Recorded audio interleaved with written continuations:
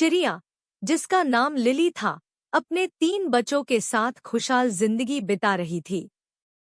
उसका सबसे बड़ा बेटा सन्नी, फिर उसका बेटा रॉकी और उसकी बेटी रोजी। उनकी जिंदगी में खुशियां थी, लेकिन एक दिन अचानक से तूफान आ गया। तूफान के आने से पहले लिली ने अपने बच्चों को घर के अंदर सुरक्षित कर लिया। लेकिन तूफान इतना तेज था कि घर की छत उड़ गई और उनकी जमीन भी भर गई। लिली ने अपने बच्चों को हिम्मत दी और उन्हें संभाला, लेकिन फिर भी उनका दिल घबराया। तूफान के जोरों ने उन्हें अलग कर दिया और उनके बीच की बातचीत भी बंद हो गई।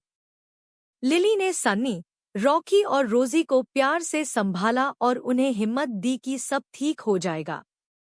बच्चों ने अपनी माँ की बात मानकर एक दूसरे का साथ दिया और साथ मिलकर उन्होंने मुश्किल का सामना किया। तूफान के बाद जब सब शांत हुआ, लिली और उसके बच्चों ने एक दूसरे का हाथ थामकर मुश्किलों का सामना किया। उनकी एकता और प्यार ने उन्हें मुश्किलों से लड़ने की ताकत दी और उन्होंने साथ मिलकर हर मुश्किल को पार किया।